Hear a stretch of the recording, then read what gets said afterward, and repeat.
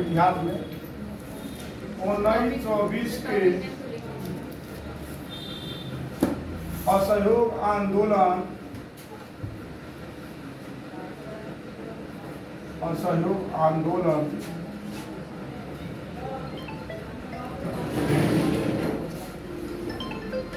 के समय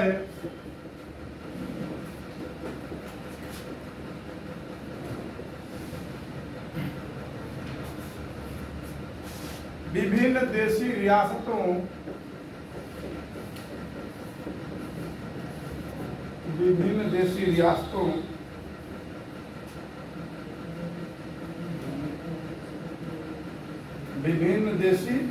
रियासतों में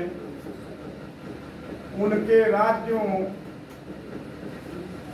लुट गया कि प्रजा द्वारा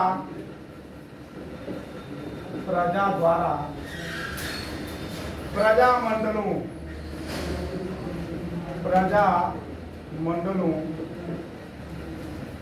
या राज्यों की जनता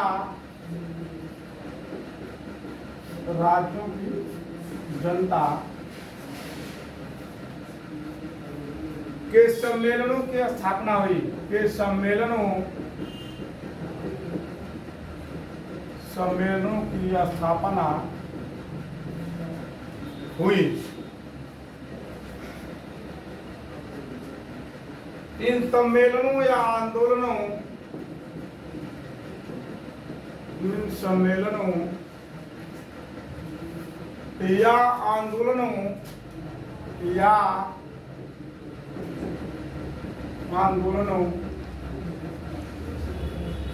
का उद्देश्य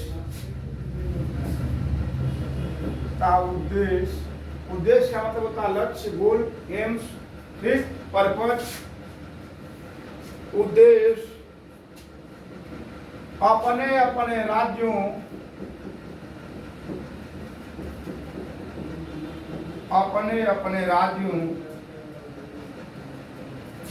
में प्रशासन का उदारीकरण तथा लोकतंत्रीकरण करना था।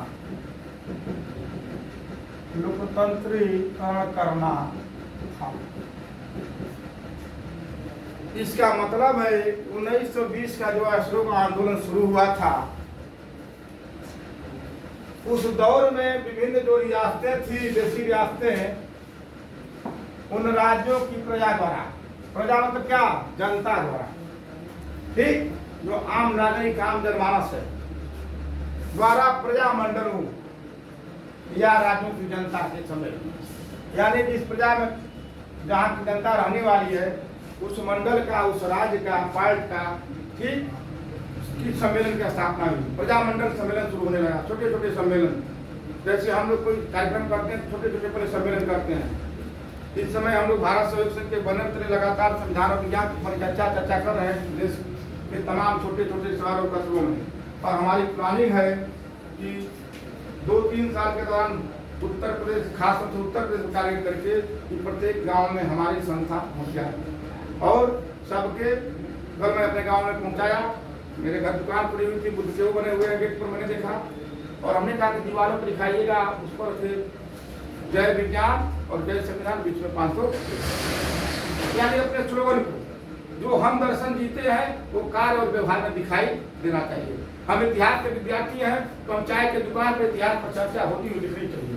हम संविधान के विद्यार्थी हैं, जब हम लोग एक जगह बैठे तो संविधान पर चर्चा हो कि अनुच्छेद 340 क्या है, 343 सर ने क्या बताया है, 365 झारखंड की परीक्षा में ये क्या है, नो टैक्सेशन, नो रिप्रेजेंटेशन कहाँ से आया, फिलाडेल्फिया सम्मेलन क्या है, ये दिमाग में सवाल बनना चाहिए। और भूगोल में अब मैंने देखा क्लास देती हुई डीके सर का कि आपके मन में सवाल बन रहे, मुझे बड़ा अच्छी क्लास लगी कि बच्चों के अंदर ये दिमाग में बात आने लगे कि सर ऐसा क्यों।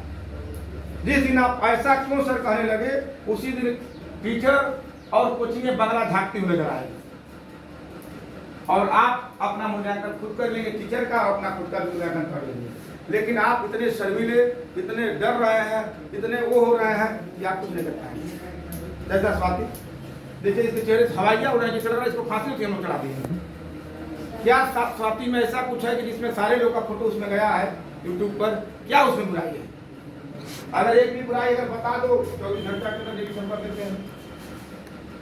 पॉइंट पर आइए, इन सम्मेलनों या आंदोलनों का उद्देश्य, जो हम लोग सम्मेलन कर रहे थे उसका उद्देश्य यानी क्या होता है? उद्देश्य मीन पर्पज, पर्पज, एम, गोल,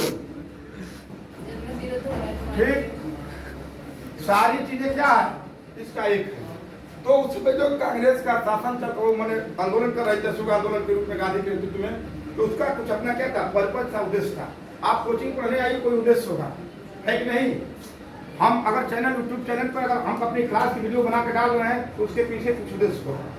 अगर हमारे पास संसाधन ज्यादा होते, अभी हमारे डायरेक्टर साहब कहते हैं 2.5 लाख रुपया लगेगा तब जाके ऑनलाइन क्लास आपकी चालू, तो हमारे पास ना 2.5 लाख रुपया होगा, ना ऑनलाइन क्लास चलेगी, न राधा 90 मन का होगा था चना हो न राधा का जी है, ये रोहित राय चला गए सुन रहे बगल मुस्कुरा रहे हैं, ठीक, न गेहूं हुई न राधा की शादी हुई, कुछ इस तरह है।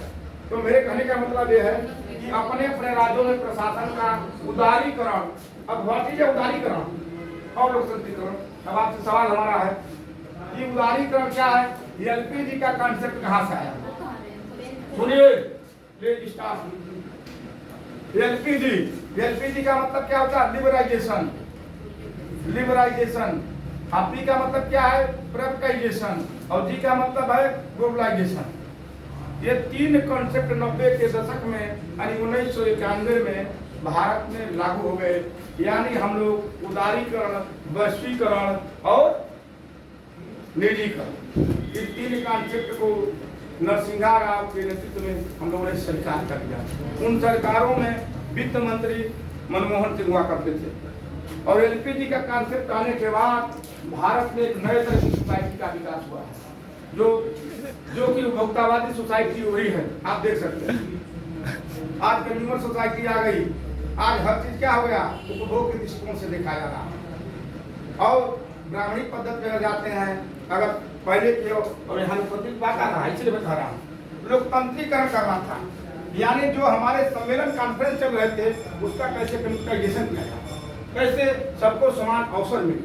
और डेमोक्रेसी जब आई तो क्या हुआ? सबको समान अधिकार मिलना शुरू हो गए।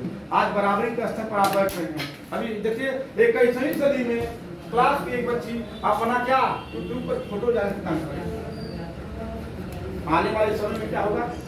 तो कैसे ये पीसीएस बनेगी, दरोगा की नियुक्ति हो जाएगी, विभाग में कैसे जाएगी? कल बीएड नियुक्ति छत्तीसगढ़ में हो जाएगा तब क्या करेगी? मतलब हमने ही कहा 21वीं सदी में हुआ, सदी की मैं बात कर रहा हूँ। महिलाएं 21वीं सदी किसकी सदी है? महिलाओं की सदी है।